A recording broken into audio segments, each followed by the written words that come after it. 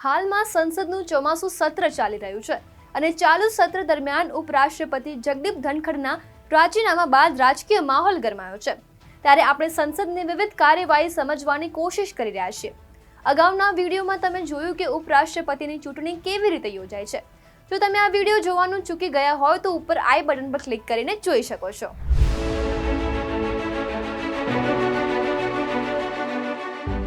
આજે આપણે જાણીશું ઝીરો ઓવર એટલે શું। નમસ્કાર, હું વિધિ। તમે જોઈ રહ્યા છો ઓફબીટ સ્ટોરીઝનું નેશનલ બુલેટિન રાષ્ટ્રપથ। સંસદનું ચોમાસું સત્ર 21 જુલાઈથી શરૂ થઈ ગયું છે અને આ શબ્દ ફરી એકવાર ચર્ચામાં છે। ત્યારે આવો સમજીએ ઝીરો ઓવર શું છે।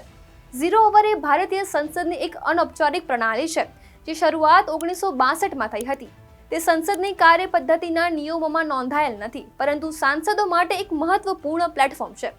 આ સમય દરમિયાન સાંસદો 10 દિવસની અગાઉથી સૂચના આપ્યા વિના જનતા સાથે જોડાયેલા મહત્વપૂર્ણ અને અર્જન્ટ મુદ્દાઓ ઉઠાવી શકે છે। અહીં એ જાણવું જરૂરી છે કે સામાન્ય રીતે સંસદમાં કોઈ પણ મુદ્દો ઉઠાવવા માટે 10 દિવસ અગાઉથી સૂચના આપવી પડે છે, પરંતુ ઝીરો ઓવરમાં તે જરૂરી નથી, કારણ કે આ મુદ્દાઓ એટલા મહત્વપૂર્ણ છે કે તેને ટાળી શકાતા નથી। ઝીરો ઓવર નામ એટલે પડ્યું કારણ કે તે બપોરે 12 વાગે શરૂ થાય છે, જે પ્રશ્નકાળ પછી અને નિયમિત કાર્યવાહી શરૂ થાય તે પહેલાનો સમય છે। જો કે 2014 પછી રાજ્યસભામાં ઝીરો ઓવરની વ્યવસ્થા થોડી અલગ થઈ ગઈ છે। હવે સવારે 11 વાગે જરૂરી ઓફિશિયલ કામ બાદ સૌથી પહેલા ઝીરો ઓવર શરૂ થાય છે, ત્યારબાદ બપોરે 12 વાગે પ્રશ્નકાળ શરૂ થાય છે। શબ્દકોશમાં ઝીરો ઓવરનો અર્થ થાય છે નિર્ણયની ક્ષણ અથવા નિર્ણાયક ક્ષણ। સંસદીય ભાષામાં આ તે સમય છે જ્યારે સાંસદો મહત્વના અને અર્જન્ટ મુદ્દાઓ તરફ સરકારનું ધ્યાન દોરે છે। ઝીરો ઓવરની મહત્તમ અવધિ 30 મિનિટ છે અને દરેક સાંસદને તેમના મુદ્દાઓ ઉઠાવવા માટે 2-3 મિનિટ મળે છે। જો કે આ સમયગાળો વધારવો કે નહીં તે સ્પીકર અથવા અધ્યક્ષના વિવેક પર નિર્ભર કરે છે। હવે એ પણ જાણીએ કે ઝીરો ઓવરની શરૂઆત ક્યારે થઈ। ઝીરો ઓવરની શરૂઆત 1962માં થઈ હતી, જ્યારે સાંસદને લાગ્યું કે રાષ્ટ્રીય અથવા આંતરરાષ્ટ્રીય મહત્વના કેટલાક તાત્કાલિક મુદ્દાઓ સંસદમાં તાત્કાલિક ઉઠાવવાની જરૂર છે। તે સમયે સાંસદોએ પ્રશ્નકાળ પછી આવા મુદ્દાઓ ઉઠાવવાનું શરૂ કર્યું, ક્યારેક સ્પીકરની પરવાનગીથી અને ક્યારેક પરવાનગી વિના। 1962માં ભારત ચીન યુદ્ધ દરમિયાન સંસદનું શિયાળુ સત્ર વહેલું શરૂ થયું અને પ્રશ્નકાળ સ્થગિત કરવામાં આવ્યો, જેનાથી ઝીરો ઓવરની જરૂરિયાત વધી ગઈ। 9મી લોકસભાના સ્પીકર રબી રેએ ઝીરો ઓવરની વધુ વ્યવસ્થા કરી। તેમણે ઝીરો ઓવરને નિયંત્રિત કરવા માટે નિયમો બનાવ્યા, જેથી સાંસદો વધુ વ્યવસ્થિત રીતે મુદ્દાઓ ઉઠાવી શકે અને સંસદનો સમય પણ બચે। હવે જાણીએ કે ઝીરો ઓવર કેવી રીતે કાર્ય કરે છે। સાંસદોએ ઝીરો ઓવરમાં મુદ્દો ઉઠાવવા માટે તે જ દિવસે સવારે 10 વાગ્યા સુધીમાં લોકસભાના સ્પીકર અથવા રાજ્યસભાના ચેરમેનને લેખિત નોટિસ આપવાની હોય છે। આ નોટિસમાં મુદ્દાના વિષય વસ્તુ સ્પષ્ટ કરવાની હોય છે। સ્પીકર અથવા ચેરમેન ઝીરો ઓવરમાં કયો મુદ્દો ઉઠાવવાનો છે તે નક્કી કરે છે।